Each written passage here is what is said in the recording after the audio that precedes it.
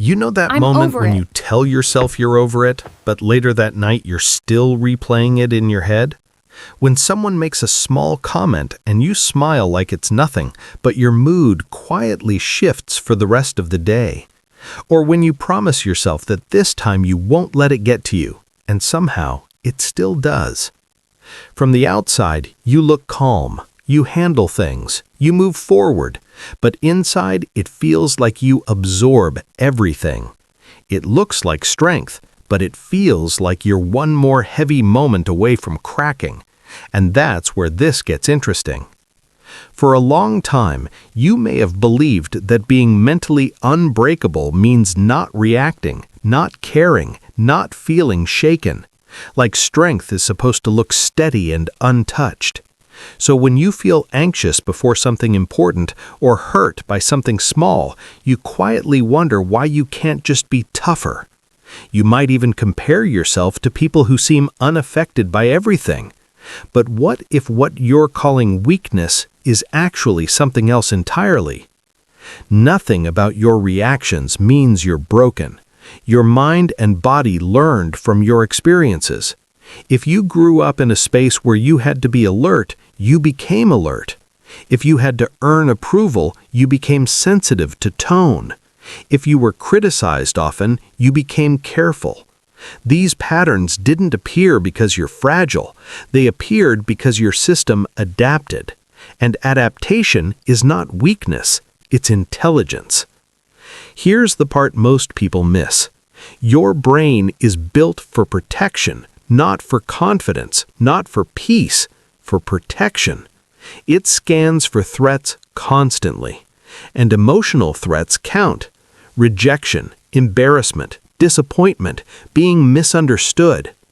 Your nervous system can react to those the same way it reacts to physical danger.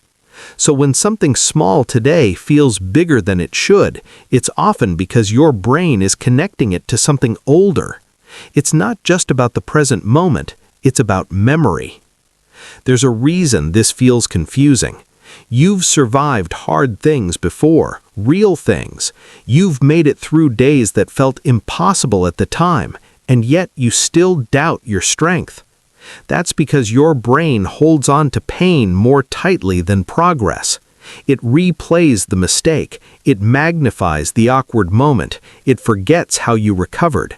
It says you barely handled that, instead of you handled it. This is where becoming mentally unbreakable starts to look different than you expected.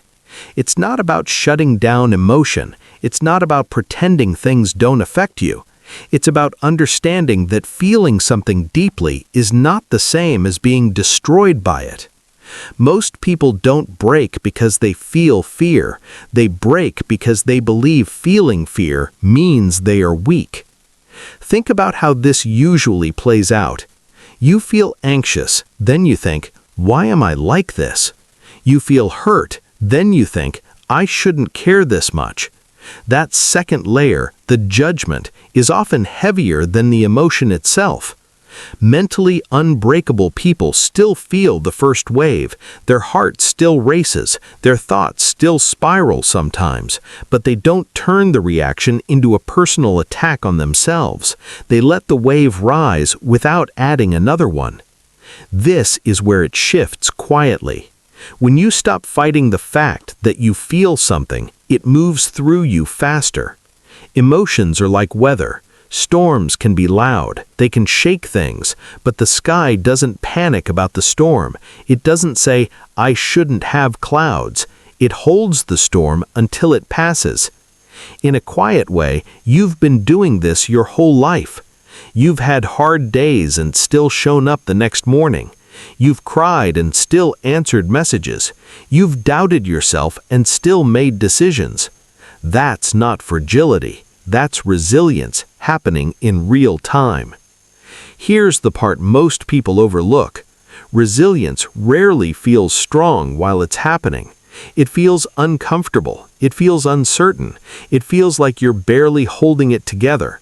But holding it together is still holding it together.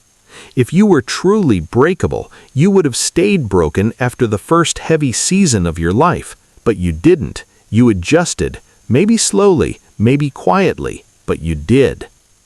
Around this point, if this conversation feels like something you needed, you can subscribe and stay connected, not because you need fixing, just because these quiet reflections are easier when you don't have to search for them. Now let's go deeper. Most people imagine mentally unbreakable individuals as rigid, hard like stone. But the strongest things in nature are rarely the stiffest. Trees that survive storms bend with the wind. Buildings in earthquake zones are designed to sway. Flexibility is what prevents collapse. Emotional strength works the same way. When you demand that you never feel fear, you create tension. When you allow fear to exist without labeling it as failure, you create space. And space is powerful. There's something else happening inside you that you may not notice. Each time you experience discomfort and make it through, your nervous system learns that the feeling is survivable. It updates its expectations. Slowly, it understands that intense emotion does not equal permanent damage. That learning builds quiet confidence. Not loud confidence, not showy confidence, just the steady belief that you can handle what shows up. You might think mentally unbreakable people never feel overwhelmed, but they do. The difference is they trust that overwhelm will pass. They don't treat it as proof that they're incapable. They treat it as a temporary state. Trust often comes from evidence, and you have evidence.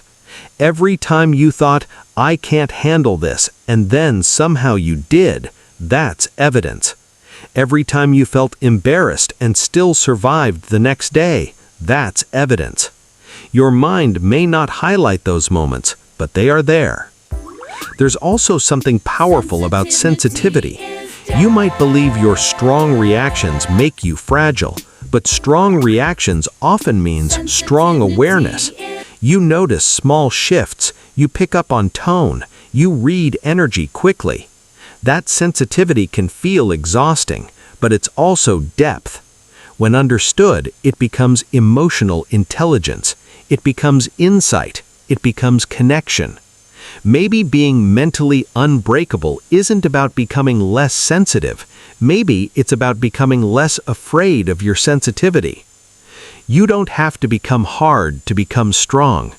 You don't have to stop caring to protect yourself. You don't have to erase emotion to survive it. At the end of the day, becoming mentally unbreakable might simply mean this: trusting that you can bend without disappearing, trusting that you can feel deeply without being destroyed, trusting that discomfort is not the same as danger. You were never meant to be untouched by life. You were meant to experience it, to respond, to process, to grow around what hurt you. If this resonated with you, you can subscribe and be part of this space. And if you want to support these conversations, joining the channel genuinely helps. But before you move on, sit with this quietly. You are not weak because things affect you. You are not fragile because you feel deeply. You are someone who has adapted again and again. And that quiet ability to recover, even when you doubt it, might be the strongest thing about you.